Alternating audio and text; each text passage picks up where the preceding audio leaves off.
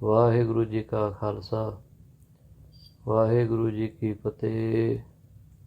ਡੰਡੌਤ ਬੰਦਨ ਅਨੇਕ ਵਾਰ, ਸਰਬ ਕਲਾ ਸਮਰੱਥ, ਡੋਲਣ ਤੇ ਰਾਖੋ ਪ੍ਰਭੂ, ਨਾਨਕ ਦੇ ਕਰ ਹੱਥ। हे ਚਤਰ ਬਾਹਿ ਅਸ਼ਟਾਗਰੀ, ਨਾਰ ਸਿੰਘ ਜਹ ਕੇ ਭੇਸ, ਪ੍ਰਹਿਲਾਦ ਉਬਾਰਿਓ ਦੁਖ ਹਰਿਓ, ਹਰਨਾਕਸ ਹਰਿਓ ਨਰੇਸ। ਸਤਨਾਮ ਸ੍ਰੀ ਵਾਹਿਗੁਰੂ ਸਾਹਿਬ ਜੀ। ਏਕਾ ਮਾਈ ਜੁਗਤ ਵਿਆਈ, ਤਿੰਨ ਚੇਲੇ ਪਰਵਾਨ, ਇੱਕ ਸੰਸਾਰੀ ਇੱਕ ਭੰਡਾਰੀ, ਇੱਕ ਲਾਏ ਦੀ ਬਾਣ। ਇੱਕ ਆਤਮਾ ਪਰਮਾਤਮਾ ਪਾਰ ਬ੍ਰਹਮ ਪਰਮੇਸ਼ਰ ਜਦ ਨਿਰਗੁਣ ਸਰੂਪ ਦੇ ਵਿੱਚ ਸੀ ਤੇ ਉਹਨੇ ਚਾਹਿਆ ਕਿ ਇਸ ਸ੍ਰਿਸ਼ਟੀ ਦਾ ਖੇਡ ਤਮਾਸ਼ਾ ਰਚੇ, ਤੇ ਸ਼ਬਦ ਦੀ ਧੁਨੀ ਰਾਹੀਂ ਗੁਰ ਸ਼ਬਦ ਪ੍ਰਗਟ ਹੋਏ। ਗੁਰ ਸ਼ਬਦ ਦੇ ਵਿੱਚੋਂ ਮਹਾਰਾਜ ਜੀ ਨੇ ਆਪਣਾ ਸਰਗੁਣ ਸਰੀਰ ਧਾਰਿਆ, ਤੇ ਉਸ ਸਰਗੁਣ ਸਰੀਰ ਦਾ ਨਾਮ ਧੰਨ ਧੰਨ ਸ੍ਰੀ ਗੁਰੂ ਸਰਬਲੋਕ ਗ੍ਰੰਥ ਸਾਹਿਬ ਜੀ ਮਹਾਰਾਜ ਦੇ ਵਿੱਚ ਉਸ ਸਰੂਪ ਨੂੰ ਦੱਸਿਆ ਗਿਆ ਹੈ ਕਿ ਉਹ ਮਹਾਵਿਸ਼ਨੂੰ ਹੈ। ਤੇ ਉਹ ਮਹਾਵਿਸ਼ਨੂੰ ਦੀ ਡਿਊਟੀ ਲਾਈ ਕਿ ਤੁਸੀਂ ਅੱਗੇ ਸੰਸਾਰ ਰਚੋ, ਨਿਰਗੁਣ ਆਪ ਸਰਗੁਣ ਹੋ ਕਰਕੇ, ਆਪ ਸਰਗੁਣ ਮਾਇਆ ਨੂੰ ਧਾਰ ਕਰਕੇ, ਮਾਇਆ ਪ੍ਰਗਟ ਕਰਕੇ, ਮਾਇਆ ਦੇ ਵਿੱਚ ਤਿੰਨ ਚੇਲੇ ਜਿਹੜੇ ਹਨ ਪ੍ਰਵਾਨ ਕੀਤੇ, ਇੱਕ ਸੰਸਾਰੀ, ਇੱਕ ਭੰਡਾਰੀ, ਇੱਕ ਲਾਏ ਦੀ ਬਾਣ। ਤੇ ਇਹ ਤਿੰਨ ਜਿਹੜੇ ਦੇਵਤੇ ਹਨ, ਇਹ ਤਿੰਨ ਗੁਣ ਸਤੋ ਰਜੋ ਤੇ ਤਮੋ, ਤੇ ਸਤੋ ਗੁਣ ਦੇ ਵਿੱਚੋਂ ਇੱਕ ਸੰਸਾਰੀ ਵਿਸ਼ਨੂੰ ਜੀ ਮਹਾਰਾਜ ਪ੍ਰਗਟ ਕੀਤੇ, ਤੇ ਇੱਕ ਭੰਡਾਰੀ ਸਤੋਂ ਦੇ ਵਿੱਚੋਂ ਵਿਸ਼ਨੂੰ ਜੀ ਮਹਾਰਾਜ ਤੇ ਭੰਡਾਰੀ ਹਨ ਉਹ, ਤੇ ਇੱਕ ਸੰਸਾਰੀ ਇੱਕ ਭੰਡਾਰੀ। ਜਿਹੜੇ ਸੰਸਾਰੀ ਹਨ ਉਹ ਬ੍ਰਹਮਾ ਜੀ ਮਹਾਰਾਜ ਨੇ, ਇੱਕ ਲਾਏ ਦੀ ਬਾਣ ਜਿਨ੍ਹਾਂ ਦਾ ਕੰਮ ਸੰਸਾਰ ਦੀ ਜਦ ਰਚਨਾ ਨਸ਼ਟ ਕਰਨੀ ਹੁੰਦੀ ਹੈ, ਕਾਲ ਪ੍ਰਲਯ ਆਉਂਦੀ ਹੈ, ਤੇ ਪ੍ਰਲਯ ਦੇ ਬਾਅਦ ਮਹਾਪ੍ਰਲਯ ਆਉਂਦੀ ਹੈ, ਤੇ ਉਸ ਸਮੇਂ ਸੇਵਾ ਲੱਗਦੀ ਹੈ ਸ਼ਿਵ ਜੀ ਮਹਾਰਾਜ ਦੀ। ਤੇ ਇਹ ਖੇਡ ਕਿਵੇਂ ਹੋਈ, ਇਸ ਦੇ ਉੱਤੇ ਆਪਾਂ ਥੋੜ੍ਹਾ ਜਿਹਾ ਵਿਚਾਰ ਕਰਾਂਗੇ। ਅਕਤ ਦੀ ਕਥਾ ਹੈ, ਜਿੰਨੀ ਮਰਜ਼ੀ ਇਹਦੀ ਕਥਾ ਕਰ ਲਈਏ ਤਾਂ ਕੋਈ ਅੰਤ ਨਹੀਂ ਪਾ ਸਕਦਾ, ਪਰ ਜਿੰਨੀ ਕਿ ਮਨ ਬੁੱਧੀ ਮਹਾਰਾਜ ਨੇ ਸਾਨੂੰ ਬਖਸ਼ੀ ਹੋਈ ਹੈ ਉਹਦੇ ਅਨੁਸਾਰ ਅਸੀਂ ਕਥਨ ਕਰਦੇ ਹਾਂ। ਇੱਕ ਪਰਮਾਤਮਾ ਨੇ ਜਦ ਆਪਣਾ ਹੀ ਸਰੂਪ ਮਾਇਆ ਦਾ ਧਾਰਿਆ ਤੇ ਉਹਦੇ ਵਿੱਚੋਂ ਤਿੰਨ ਚੇਲੇ ਪ੍ਰਵਾਨ ਹੋਏ। ਏਕਾ ਮਾਈ, ਇਹਦੇ ਦੋ ਅਰਥ ਹੋ ਜਾਂਦੇ ਹਨ। ਵਿਆਕਰਣ ਅਨੁਸਾਰ ਇਹਦੇ ਅਰਥ ਕਰੀਏ, ਏਕਾ ਮਾਈ, ਮਾਇਆ ਨੂੰ, ਮਾਇਆ ਦਾ ਜਿਹੜਾ ਪਤੀ ਹੈ, ਜਿਹਦੇ ਵਿੱਚ ਸ੍ਰੀ ਸਰਬਲੋਕ ਗ੍ਰੰਥ ਸਾਹਿਬ ਜੀ ਦੇ ਵਿੱਚ ਦੱਸਿਆ ਹੈ, ਸ੍ਰੀ ਮਾਇਆ ਜਗਤਾਰਣੀ, ਮਾਇਆ ਦਾ ਪਤੀ ਭਾਵ ਆਪ ਪਰਮੇਸ਼ਰ। ਏਕਾ ਮਾਈ ਜਗਤ ਵਿਆਈ, ਇੱਕ ਕਿਸੇ ਜੁਗਤੀ ਦੇ ਨਾਲ, ਉਸ ਜੁਗਤੀ ਦਾ ਨਾਮ ਹੈ ਹੁਕਮ, ਤੇ ਜਦ ਹੁਕਮ ਵਰਤਿਆ ਤੇ ਉਹਦੇ ਵਿੱਚੋਂ ਤਿੰਨ ਚੇਲੇ ਪ੍ਰਵਾਨ ਹੋਏ। ਜੇ ਵਿਆਕਰਣ ਨੂੰ ਆਪਾਂ ਪਾਸੇ ਰੱਖ ਕਰਕੇ ਅਰਥ ਕਰੀਏ ਤੇ ਵਿਦਵਾਨ ਜਨ ਉਹਨੂੰ ਚੰਗਾ ਨਹੀਂ ਮੰਨਦੇ, ਪਰ ਜ਼ਿਆਦਾਤਰ ਤੁਸੀਂ ਇਹ ਵਿਚਾਰ ਵੀ ਜ਼ਰੂਰ ਸੁਣੀ ਹੋਣੀ ਹੈ, ਏਕਾ ਮਾਈ, ਕਿ ਇੱਕ ਪਰਮੇਸ਼ਰ ਤੇ ਦੂਜੀ ਮਾਇਆ, ਤੇ ਮਾਇਆ ਦਾ ਜਿਹੜਾ ਸਰੂਪ ਹੈ ਉਹ ਇਸਤਰੀ ਹੈ। ਉਹਦੇ ਨਾਲ ਜਦ ਉਹਦਾ ਵਿਆਹ ਹੋਇਆ ਤੇ ਉਹਦੇ ਵਿੱਚੋਂ ਤਿੰਨ ਚੇਲੇ ਪ੍ਰਵਾਨ ਹੋਏ। ਪਰ ਵਿਆਕਰਣ ਅਨੁਸਾਰ ਅਰਥ ਕਿ ਮਾਇਆ ਆਪ ਪਰਮੇਸ਼ਰ ਹੀ ਹੈ, ਜਾਂ ਐਂ ਕਹਿ ਲਓ ਮਾਇਆ ਵਰਗੀ ਕੋਈ ਚੀਜ਼ ਨਹੀਂ, ਸਭ ਕੁਛ ਹੁਕਮ ਹੈ, ਸਭ ਗੋਬਿੰਦ ਹੈ, ਸਭ ਗੋਬਿੰਦ ਹੈ, ਗੋਬਿੰਦ ਬਿਨ ਨਹੀਂ ਕੋਈ। ਫਿਰ ਜਦ ਇਹ ਤਿੰਨ ਚੇਲੇ ਪ੍ਰਵਾਨ ਹੋਏ ਤੇ ਜਦ ਮਹਾਰਾਜ ਨੇ ਮਾਇਆ ਦਾ ਇੱਕ ਰੂਪ ਬਣਾਇਆ, ਆਪਣਾ ਹੀ ਰੂਪ ਮਾਇਆ ਦੇ ਵਿੱਚ ਧਾਰਿਆ, ਤੇ ਉਸ ਰੂਪ ਨੇ ਪਤੀ ਪਰਮੇਸ਼ਰ ਵਾਹਿਗੁਰੂ ਨੂੰ ਜਾਣਿਆ। ਤੇ ਸਰੂਪ ਨੇ ਇਹ ਕਿਹਾ ਕਿ ਇਹ ਮਹਾਰਾਜ, ਮਾਇਆ ਦੇ ਵਿੱਚ ਅਸੀਂ ਜਿਹੜੇ ਹਨ ਨਿਰਗੁਣ ਸਰੂਪ ਦੇ ਵਿੱਚ ਵੀ ਵਿਚਰ ਰਹੇ ਹਾਂ, ਤੇ ਅਸੀਂ ਕਿਉਂ ਨਾ ਇੱਕ ਸਰਗੁਣ ਸਰੂਪ ਧਾਰੀਏ ਤੇ ਸ੍ਰਿਸ਼ਟੀ ਦੇ ਵਿੱਚ ਆਪਾਂ ਅਵਤਾਰ ਹੋਈਏ। ਅਸੀਂ ਪੂਰੇ ਮਾਇਆ ਦੇ ਸਰੂਪ ਦੇ ਵਿੱਚ ਅਵਤਾਰ ਲਵਾਂਗੇ ਤੇ ਤੁਸੀਂ ਸਰਗੁਣ ਸਰੂਪ ਅਕਾਲ ਪੁਰਖ ਜੀ, ਨਿਰਗੁਣ ਜੀ ਦਾ ਪੂਰਾ ਸਰੂਪ ਧਾਰ ਕਰਕੇ ਤੁਸੀਂ ਆਉਣਾ ਕਰਨਾ। ਤੇ ਅਸੀਂ ਜਿਵੇਂ ਜਗਤ ਦੇ ਵਿੱਚ ਵਿਆਹ ਹੁੰਦੇ ਹਨ, ਉਸੇ ਤਰੀਕੇ ਦੇ ਨਾਲ ਅਸੀਂ ਵੀ ਵਿਆਹ ਕਰੀਏ। ਤੇ ਮਹਾਰਾਜ ਜੀ ਨੇ ਇਹ ਮਾਇਆ ਨੂੰ, ਭਾਵ ਆਪਣੇ ਹੀ ਸਰੂਪ ਨੂੰ ਆਗਿਆ ਲਈ ਤੇ ਹੁਕਮ ਦਿੱਤਾ ਕਿ ਤੁਸੀਂ ਜਦ ਦੈਂਤਾਂ ਦਾ ਨਾਸ਼ ਕਰੋਗੇ ਸੰਸਾਰ ਦੇ ਉੱਤੇ, ਸਾਰੇ ਦੈਂਤਾਂ ਦਾ ਤੁਸੀਂ ਨਾਸ਼ ਕਰੋਗੇ, ਰਾਖਸ਼ਾਂ ਦਾ ਨਾਸ਼ ਕਰੋਗੇ, ਤੇ ਉਹਦੇ ਬਾਅਦ ਅਸੀਂ ਤੁਹਾਨੂੰ ਵਰਾਂਗੇ, ਭਾਵ ਅਸੀਂ ਤੁਹਾਡੇ ਨਾਲ ਇੱਕਮਿਕ ਹੋਵਾਂਗੇ ਸੰਸਾਰ ਦੇ ਵਿੱਚ ਆ ਕਰਕੇ ਵੀ। ਤੇ ਉਹ ਸ਼ਕਤੀ ਮਾਇਆ ਨੇ ਇੱਕ ਧਾਰਾ, ਇੱਕ ਰੂਪ ਧਾਰਿਆ, ਜਿਹਨੂੰ ਅਸੀਂ ਦੁਰਗਾ ਕਹਿੰਦੇ ਹਾਂ, ਚੰਡੀ ਕਹਿੰਦੇ ਹਾਂ, ਕਾਲੀ ਕਹਿੰਦੇ ਹਾਂ, ਤੇ ਜਿਹਨੂੰ ਖਾਲਸਾ ਪੰਥ ਦੇ ਵਿੱਚ ਅਸੀਂ ਧੰਨ ਧੰਨ ਸ੍ਰੀ ਮਾਤਾ ਸਾਹਿਬ ਦੇਵਾਂ ਜੀ ਕਹਿੰਦੇ ਹਾਂ। ਤੇ ਉਹ ਸ਼ਕਤੀ ਨੇ ਜਦ ਜੰਗ ਰਾਖਸ਼ਾਂ ਨਾਲ ਕਰਨਾ ਸ਼ੁਰੂ ਕੀਤਾ, ਤੇ ਜੰਗ ਕਰਦੇ ਕਰਦੇ ਚੰਡੀ ਮਾਤਾ ਜੀ, ਜਿਵੇਂ ਅੱਜ ਸੱਚਖੰਡ ਅਬਚਲ ਨਗਰ ਹੈ, ਉੱਥੇ ਮਾਤਾ ਜੀ ਪਹੁੰਚੇ ਹਨ ਜੰਗ ਕਰਦੇ ਹੋਏ ਰਾਖਸ਼ਾਂ ਦੇ ਨਾਲ। ਤੇ ਉੱਥੇ ਰਿਸ਼ੀਆਂ ਨੂੰ ਤਪ ਕਰਦੇ ਦੇਖਦੇ ਹਨ ਗੋਦਾਵਰੀ ਨਦੀ ਦੇ ਕਿਨਾਰੇ। ਸੋ ਵਰਤਮਾਨ ਸਮੇਂ ਤੇ ਭਵਿੱਖ ਜਿਹੜਾ ਸਮਾਂ ਸੀ, ਅੱਗੇ ਵੀ ਜਿਹੜਾ ਸਮਾਂ ਆਊਗਾ, ਤੇ ਪਿੱਛੇ ਜਿਹੜਾ ਲੰਘ ਚੁੱਕਿਆ ਹੈ ਭੂਤਕਾਲ, ਤੇ ਹੁਣ ਵਰਤਮਾਨ ਜਿਹੜਾ ਹੁਣ ਵੀ ਹੈ ਸਮਾਂ, ਬਹੁਤ ਵੱਡੇ ਤੀਰਥ ਮੰਨੇ ਜਾਂਦੇ ਸੀ ਹੇਮਕੁੰਟ ਸਾਹਿਬ ਤੇ ਅਬਚਲ ਨਗਰ। ਅੱਜ ਵੀ ਮਹਾਰਾਜ ਨੇ ਇਹ ਜਿਹੜੇ ਸਥਾਨ ਹਨ ਪ੍ਰਗਟ ਕੀਤੇ ਹੋਏ ਹਨ, ਭਗਤੀ ਦੇ ਸਥਾਨ ਹਨ, ਤਪ ਦੇ ਸਥਾਨ ਹਨ। ਤੇ ਉੱਥੇ ਮਾਤਾ ਜੀ ਪਹੁੰਚੇ ਹਨ ਅਬਚਲ ਨਗਰ, ਹਜੂਰ ਸਾਹਿਬ, ਨੰਦੇੜ ਜੀ। ਤੇ ਨੰਦੇੜ ਸਾਹਿਬ ਪਹੁੰਚ ਕਰਕੇ ਉੱਥੇ ਦੇਖਦੇ ਹਨ ਜਿਹੜੇ ਸਪਤ ਰਿਸ਼ੀ ਨੇ, ਇਹਨਾਂ ਸਪਤ ਰਿਸ਼ੀਆਂ ਦੇ ਜਿਹੜੇ ਵੱਡੇ ਸਰਦਾਰ ਹਨ, ਵੱਡੇ ਮੁਖੀ ਹਨ, ਮਹਾ ਰਿਸ਼ੀ ਹਨ, ਉਹਨਾਂ ਦਾ ਨਾਂ ਹੈ ਸਮੁੰਦਰ ਰਿਸ਼ੀ ਜੀ। ਉੱਥੇ ਸਮੁੰਦਰ ਰਿਸ਼ੀ ਜੀ ਨੂੰ ਦੇਖਿਆ ਤੇ ਮਾਤਾ ਜੀ ਥੋੜ੍ਹਾ ਜਿਹਾ ਦਮ ਲੈਣ ਲਈ ਇੱਕ ਥਾਂ 'ਤੇ ਜਾ ਕੇ ਬੈਠ ਗਏ, ਤੇ ਉਹਨਾਂ ਨੇ ਚਾਹਿਆ ਕਿ ਮੈਂ ਇੱਥੇ ਪਤੀ ਪਰਮੇਸ਼ਰ ਵਾਹਿਗੁਰੂ ਦੀ ਉਸਤਤ ਕਰਾਂ, ਉਹਨਾਂ ਦੇ ਵਿੱਚ ਧਿਆਨ ਟਿਕਾਵਾਂ। ਤੇ ਜਦ ਧਿਆਨ ਟਿਕਾਇਆ ਤੇ ਅਕਾਲ ਪੁਰਖ ਅੱਗੇ ਬੇਨਤੀ ਕੀਤੀ, ਹੈ ਪਰਮਾਤਮਾ ਮੈਨੂੰ ਸ਼ਕਤੀ ਬਖਸ਼ ਤਾਂ ਕਿ ਮੈਂ ਸਾਰੇ ਰਾਖਸ਼ਾਂ ਦਾ ਜਿਹੜਾ ਹੈ ਖਾਲਸ ਕਰ ਸਕਾਂ, ਨਾਸ਼ ਕਰ ਸਕਾਂ। ਤੇ ਆਕਾਸ਼ਬਾਣੀ ਹੋਈ ਹੈ ਕਿ ਤੁਸੀਂ ਸਮੁੰਦਰ ਰਿਸ਼ੀ ਜੀ ਦੇ ਸ਼ਰਨ ਦੇ ਵਿੱਚ ਜਾਓ, ਉਹ ਤੁਹਾਡੀ ਮਦਦ ਕਰਨਗੇ। ਤੇ ਇਹ ਸ਼ਕਤੀ ਆਦਿ ਸ਼ਕਤੀ ਪਰਮੇਸ਼ਰ ਦੀ, ਜਾਂ ਇੱਦਾਂ ਕਹਿ ਲਓ ਸੱਚ ਦੇ ਵਿੱਚ ਆਪਾਂ ਜੇ ਵਰਣਨ ਕਰੀਏ ਤੇ ਪਰਮਾਤਮਾ ਆਪ ਹੈ।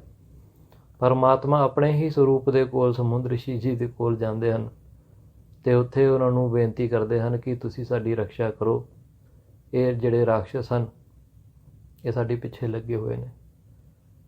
ਤੇ ਉਸ ਵੇਲੇ ਸਮੁੰਦਰ ਰਿਸ਼ੀ ਜੀ ਨੇ ਕਿਹਾ ਸੀ, ਹੇ ਮਾਤਾ, ਤੁਸੀਂ ਹਜੇ ਜਾ ਕੇ ਆਪਣਾ ਧਿਆਨ ਕਰੋ, ਭਗਤੀ ਕਰੋ, ਤੇ ਭਗਤੀ ਦੇ ਵਿੱਚੋਂ ਸ਼ਕਤੀ ਪ੍ਰਗਟ ਹੋਵੇਗੀ, ਉਹ ਤੁਹਾਡੇ ਸਹਾਇ ਹੋਏਗੀ ਰਾਖਸ਼ਾਂ ਨੂੰ ਮਾਰਨ ਲਈ।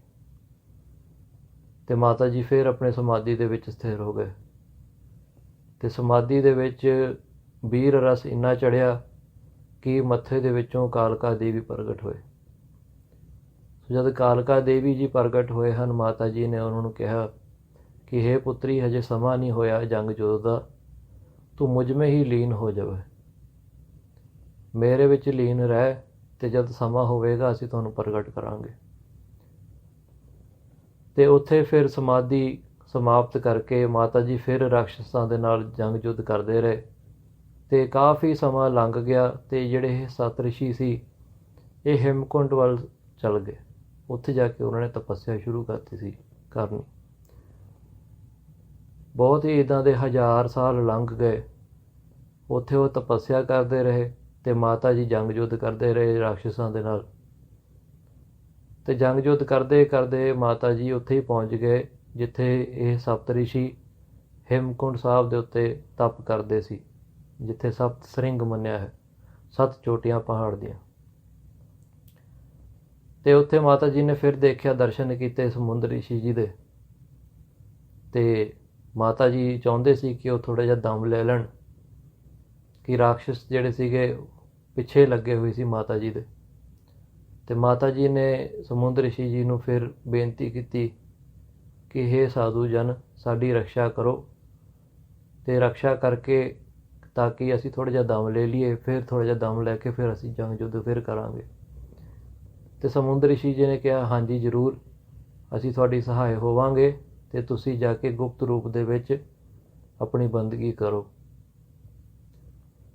ਤੇ ਸਮੁੰਦਰ ਰਿਸ਼ੀ ਜੀ ਦੇ ਕੋਲ ਜਦ ਰਾਕਸ਼ਸ ਆਏ ਤੇ ਉਹਨਾਂ ਨੇ ਪੁੱਛਿਆ ਕਿ ਇੱਥੇ ਤੁਸੀਂ ਕਿਸੇ ਨਾਰੀ ਨੂੰ ਦੇਖਿਆ ਹੁੰਦੇ ਹੋਏ। ਉਹਨਾਂ ਨੇ ਬਹੁਤ ਭੈੜੇ ਸ਼ਬਦ ਵਰਤੇ ਮਾਤਾ ਜੀ ਦੇ ਲਈ। ਤੇ ਇਹਦੇ ਵਿੱਚ ਸੁਣ ਕਰਕੇ ਸਮੁੰਦਰ ਰਿਸ਼ੀ ਜੀ ਨੂੰ ਥੋੜ੍ਹਾ ਜਿਹਾ ਕ੍ਰੋਧ ਵੀ ਹੋਇਆ, ਕਿ ਉਹਨਾਂ ਨੂੰ ਨਾਲੇ ਹੁਕਮ ਵੀ ਲਾਇਆ ਰਾਕਸ਼ਸਾਂ ਨੂੰ ਕਿ ਤੁਹਾਨੂੰ ਪਤਾ ਨਹੀਂ ਤੁਸੀਂ ਕਿਹਦੀ ਗੱਲ ਕਰ ਰਹੇ ਹੋ, ਉਹ ਪਰਮੇਸ਼ਰ ਦੀ ਆਦਿ ਸ਼ਕਤੀ ਹੈ, ਤੁਹਾਨੂੰ ਇੱਜ਼ਤ ਦੇ ਨਾਂ ਉਹਨਾਂ ਦਾ ਨਾਂ ਲੈਣਾ ਚਾਹੀਦਾ। ਪਰ ਰਾਕਸ਼ਸ ਫਿਰ ਵੀ ਨਾ ਹਟੇ। ਤੇ ਸਮੁੰਦਰ ਰਿਸ਼ੀ ਜੀ ਨੇ ਜਿਸ ਖੱਲ ਦੇ ਉੱਤੇ ਬੈਠ ਕਰਕੇ, ਸ਼ੇਰ ਦੇ ਖੱਲ ਦੇ ਉੱਤੇ ਬੈਠ ਕਰਕੇ ਤਪੱਸਿਆ ਕਰ ਰਹੇ ਸੀ, ਉਹਨੂੰ ਝਾੜਿਆ। ਤੇ ਉਹਦੇ ਸ਼ਕਤੀ ਦੇ ਵਿੱਚ, ਜਿਹੜੀ ਤਪ ਦੀ ਸ਼ਕਤੀ ਸੀ ਖੱਲ ਦੇ ਵਿੱਚ, ਉਹ ਪ੍ਰਗਟ ਹੋਈ। ਉਹਨੇ ਆਪਣਾ ਸਰਗੁਣ ਸਰੂਪ ਧਾਰਿਆ, ਤੇ ਉਹ ਸਰੂਪ ਦੁਸ਼ਟ ਦਮਨ ਮਹਾਰਾਜ ਜੀ ਦਾ ਸੀ। ਦੁਸ਼ਟ ਦਮਨ ਜੀ ਨੇ ਰਾਕਸ਼ਸਾਂ ਦਾ ਸਾਰਾ ਹੀ ਖਾਤਮਾ ਕੀਤਾ। ਕਾਫੀ ਸਾਲ ਇਹ ਜੰਗ ਚੱਲਦੇ ਰਹੇ, ਤੇ ਜੰਗ ਫਤਿਹ ਕਰਕੇ ਮਹਾਰਾਜ ਜੀ ਸਮੁੰਦਰ ਰਿਸ਼ੀ ਜੀ ਕੋਲ ਫਿਰ ਆਏ। ਤੇ ਉਹਨਾਂ ਨੂੰ ਪੁੱਛਿਆ ਕਿ ਹੇ ਮਹਾਰਾਜ, ਤੁਸੀਂ ਸਾਨੂੰ ਪ੍ਰਗਟ ਕੀਤਾ, ਹੁਣ ਤੁਸੀਂ ਸਾਨੂੰ ਹੁਕਮ ਲਾਓ, ਸਾਨੂੰ ਕੀ ਕਰਨਾ ਚਾਹੀਦਾ। ਤੇ ਸਮੁੰਦਰ ਰਿਸ਼ੀ ਜੀ ਨੇ ਕਿਹਾ ਕਿ ਹੇ ਬਾਲਕ, ਤੁਸੀਂ ਸਾਡੇ ਖੁਸ਼ੀ ਦੇ ਅਨੁਸਾਰ ਪ੍ਰਗਟ ਹੋਏ, ਤੁਸੀਂ ਰਾਕਸ਼ਸਾਂ ਦਾ ਵੱਧ ਕੀਤਾ, ਅਸੀਂ ਤੁਹਾਡੇ ਤੋਂ ਬਹੁਤ ਪ੍ਰਸੰਨ ਹਾਂ। ਤੇ ਤੁਸੀਂ ਵੀ ਹੁਣ ਜਾ ਕੇ ਆਪਣੀ ਭਗਤੀ ਕਰੋ, ਉਸ ਨਿਰਗੁਣ ਪਰਮਾਤਮਾ ਦੇ ਵਿੱਚ ਤੁਸੀਂ ਲੀਨ ਹੋਣਾ ਕਰੋ। ਤੇ ਮਹਾਰਾਜ ਦੁਸ਼ਟ ਦਮਨ ਜੀ ਬੈਠ ਕਰਕੇ ਭਗਤੀ ਕਰਦੇ ਹਨ, ਤੇ ਮਾਤਾ ਜੀ ਉੱਥੇ ਪ੍ਰਗਟ ਹੁੰਦੇ ਹਨ, ਤੇ ਬੜੇ ਖੁਸ਼ ਹੁੰਦੇ ਹਨ ਕਿ ਤੁਸੀਂ ਸਾਡੀ ਰਕਸ਼ਾ ਕੀਤੀ, ਰਾਕਸ਼ਸਾਂ ਦਾ ਖਾਤਮਾ ਕੀਤਾ।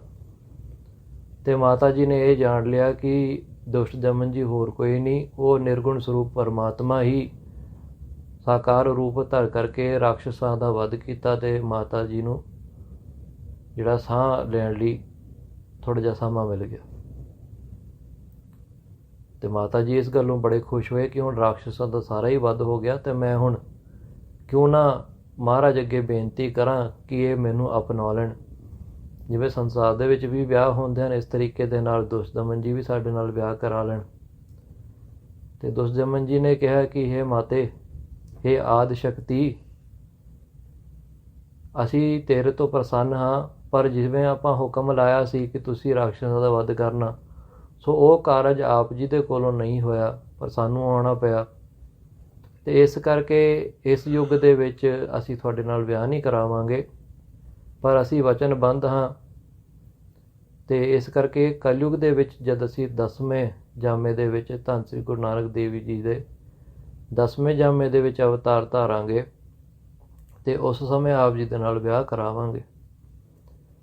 ਤੇ ਇਹ ਸੁਣ ਕਰਕੇ ਮਾਤਾ ਜੀ ਬੜੇ ਪ੍ਰਸੰਨ ਹੋਏ, ਤੇ ਉਹਨਾਂ ਨੇ ਕਿਹਾ, ਹਾਂਜੀ ਇਸੇ ਤਰ੍ਹਾਂ ਹੋਵੇਗਾ। ਆਪ ਜੀ 10ਵੇਂ ਜਾਮੇ ਦੇ ਵਿੱਚ ਗੁਰੂ ਕਲਗੀਧਰ ਜੀ ਦਾ ਰੂਪ ਹੋਵੋਗੇ, ਤੇ ਆਪ ਜੀ ਦਾ ਨਾਂ ਗੁਰੂ ਕੇਸਾਧਾਰੀ ਹੋਵੇਗਾ। ਆਪ ਜੀ ਦਾ ਜਿਹੜਾ ਪੰਥ ਹੈ ਕੇਸਾਧਾਰੀ, ਸ਼ਸਤਰਧਾਰੀ ਹੋਵੇਗਾ। ਸੂਰਮੇ ਹੋਣਗੇ, ਜੰਗ ਯੁੱਧ ਦੇ ਵਿੱਚ ਬਹੁਤ ਹੀ ਪ੍ਰਵੀਨ ਹੋਣਗੇ।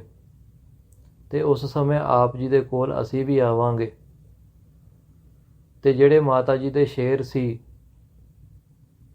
ਜਿਨ੍ਹਾਂ ਨੇ ਰਾਕਸ਼ਸਾਂ ਦੇ ਨਾਲ ਕਾਫੀ ਸਮਾਂ ਯੁੱਧ ਕੀਤਾ, ਉਹਨਾਂ ਸ਼ੇਰਾਂ ਨੂੰ ਵੀ ਧੰਨ ਸ੍ਰੀ ਦੁਸ਼ਟ ਦਮਨ ਜੀ ਨੇ ਆਗਿਆ ਲਾਈ ਕਿ ਤੁਸੀਂ ਮਾਤ ਲੋਕ ਦੇ ਵਿੱਚ ਹੀ ਰਹਿ ਕਰਕੇ, ਜਿੱਥੇ ਨੰਦੇੜ ਸਾਹਿਬ ਹੈ, ਤੁਸੀਂ ਉੱਥੇ ਹੀ ਵਿਚਰਨਾ ਜੰਗਲਾਂ ਦੇ ਵਿੱਚ। ਤੇ ਜਦ ਅਸੀਂ ਆਵਾਂਗੇ ਧਰਤੀ ਦੇ ਉੱਤੇ 10ਵੇਂ ਜਾਮੇ 'ਚ, ਤੁਸੀਂ ਸਾਡੀ ਸਾਧ ਸੰਗਤ ਹੋਵੋਗੇ ਤੇ ਸਾਡੇ ਸਿੰਘ ਹੋਵੋਗੇ। ਤੇ ਉਸ ਸਮੇਂ ਵੀ ਅਸੀਂ ਆਪ ਜੀ ਦੇ ਨਾਲ ਜੰਗ ਜਿਹੜੇ ਹੈ ਮੁਗਲਾਂ ਦੇ ਨਾਲ ਕਰਾਂਗੇ। ਤੇ ਇਸੇ ਪ੍ਰਕਾਰ ਦੇ ਨਾਲ ਸਮਾਂ ਜਿਹੜਾ ਹੈ ਕਲਯੁੱਗ ਦਾ ਆਇਆ, ਤੇ 10ਵੇਂ ਜਾਮੇ ਦੇ ਵਿੱਚ ਧੰਨ ਸ੍ਰੀ ਗੁਰੂ ਨਾਨਕ ਦੇਵ ਜੀ ਨੇ ਗੁਰੂ ਗੋਬਿੰਦ ਸਿੰਘ ਮਹਾਰਾਜ ਜੀ ਦਾ ਰੂਪ ਧਾਰਿਆ। ਤੇ ਉਸ ਰੂਪ ਦੇ ਵਿੱਚ ਜਦ ਮਹਾਰਾਜ ਜੀ ਨੇ ਖੰਡੇ ਬਾਟੇ ਦੀ ਪੌਲ ਤਿਆਰ ਕੀਤੀ ਹੈ ਤੇ ਉਸ ਸਮੇਂ ਮਾਤਾ ਸਾਹਿਬ ਦੇਵਾਂ ਜੀ ਦੀ ਉਹਨਾਂ ਦੀ ਸੇਵਾ ਲਈ ਕਿ ਤੁਸੀਂ ਖਾਲਸਾ ਪੰਥ ਦੇ ਮਾਤਾ ਜੀ ਹੋਵੋਗੇ। ਜਿਵੇਂ ਅਸੀਂ ਆਪ ਜੀ ਦੇ ਨਾਲ ਵਚਨਬੰਧ ਸੀ ਕਿ ਆਪ ਜੀ ਦੇ ਨਾਲ ਵਿਆਹ ਹੋਵੇਗਾ, ਇਸ ਤਰੀਕੇ ਦੇ ਨਾਲ ਅਸੀਂ ਖਾਲਸਾ ਦੇ ਪਿਤਾ ਹਾਂ ਤੇ ਤੁਸੀਂ ਖਾਲਸਾ ਦੇ ਮਾਤਾ ਹੋ। ਤੇ ਧੰਨ ਧੰਨ ਮਾਤਾ ਸਾਹਿਬ ਦੇਵਾਂ ਜੀ ਹੋਰ ਕੋਈ ਨਹੀਂ, ਉਹ ਆਦਿ ਸ਼ਕਤੀ ਪਰਮੇਸ਼ਰ ਦੀ, ਜਿਹਨੂੰ ਅਸੀਂ ਚੰਡੀ ਕਹਿੰਦੇ ਹਾਂ, ਦੁਰਗਾ ਕਹਿੰਦੇ ਹਾਂ, ਉਹਨਾਂ ਨੇ ਹੀ ਰੂਪ ਧਾਰਿਆ ਮਾਤਾ ਸਾਹਿਬ ਦੇਵਾਂ ਜੀ ਦਾ। ਸੋ ਇੱਥੇ ਹੀ ਕਥਾ ਅੰਤ ਨਹੀਂ ਹੁੰਦੀ। ਇਹ ਕਥਾ ਸਾਡੇ ਜੀਵਨ ਦੇ ਵਿੱਚ ਵੀ ਹੈ। ਜਿਵੇਂ ਉਹ ਪਰਮੇਸ਼ਰ ਦੀ ਸ਼ਕਤੀ, ਉਹਨਾਂ ਨੇ ਪੁਰਖ ਦਾ ਵੀ ਰੂਪ ਧਾਰਿਆ ਤੇ ਉਹੀ ਸ਼ਕਤੀ ਨੇ ਇਸਤਰੀ ਦਾ ਵੀ ਰੂਪ ਧਾਰਿਆ। ਤੇ ਜਿਹੜੇ ਤਾਂ ਗ੍ਰਹਿਸਥੀ ਹਨ, ਜਿਹੜੇ ਘਰ ਦੇ ਵਿੱਚ ਰਹਿੰਦੇ ਹਨ, ਉਹਨਾਂ ਨੂੰ ਆਪਣੀ ਜਿਹੜੀ ਇਸਤਰੀ ਹੈ ਉਹ ਆਦਿ ਸ਼ਕਤੀ ਦਾ ਰੂਪ ਦੇਖਣਾ ਚਾਹੀਦਾ ਹੈ। ਆਪਣੇ ਭੈਣਾਂ ਨੂੰ ਵੀ, ਮਾਤਾ ਨੂੰ ਵੀ, ਘਰਵਾਲੀ ਨੂੰ ਵੀ, ਜਿੰਨੀ ਵੀ ਇਸਤਰੀ ਹਨ, ਉਹਨਾਂ ਨੂੰ ਮਾਤਾ ਸਾਹਿਬ ਦੇਵਾਂ ਜੀ ਦਾ ਰੂਪ ਸਮਝਣਾ, ਆਦਿ ਸ਼ਕਤੀ ਦਾ ਰੂਪ ਸਮਝਣਾ। ਤੇ ਜਿਹੜੇ ਇਸਤਰੀ ਹਨ, ਜਿੰਨੇ ਵੀ ਪੁਰਖ ਹਨ ਉਹਨਾਂ ਦੇ ਘਰ ਦੇ ਵਿੱਚ, ਉਹਨਾਂ ਨੂੰ ਪਰਮੇਸ਼ਰ ਦਾ ਰੂਪ ਸਮਝ ਕੇ ਜਾਣਨ ਤੇ ਇਸ ਤਰੀਕੇ ਦੇ ਨਾਲ ਇੱਕ ਦੂਜੇ ਦੀ ਇੱਜ਼ਤ ਕਰਨ, ਕਿਉਂਕਿ ਦੋਨੋਂ ਹੀ ਇੱਕ ਸਰੂਪ ਹਨ। ਵਾਹਿਗੁਰੂ ਜੀ ਕਾ ਖਾਲਸਾ, ਵਾਹਿਗੁਰੂ ਜੀ ਕੀ ਫਤਿਹ। ਜਕਾਰਾ ਗਜਾਵੇ, ਨਿਹਾਲ ਹੋ ਜਾਵੇ, ਸ਼ਹੀਦਾਂ ਸਿੰਘਾਂ ਦੇ ਮਨ ਨੂੰ ਭਾਵੇ। ਸਤਿ ਸ੍ਰੀ ਅਕਾਲ। ਗੁਰਬਰੀ ਅਕਾਲ, ਦੇਗ ਤੇ ਫਤਿਹ। ਗੁਰਪੰਥ ਖਾਲਸੇ ਦੀ ਹਰਮੈਦਾਨ, ਹਰ ਦੀਵਾਨ ਫਤਿਹ ਬਖਸ਼ਣੀ ਮਹਾਰਾਜ। ਵਾਹਿਗੁਰੂ ਜੀ ਕਾ ਖਾਲਸਾ, ਵਾਹਿਗੁਰੂ ਜੀ ਕੀ ਫਤਿਹ।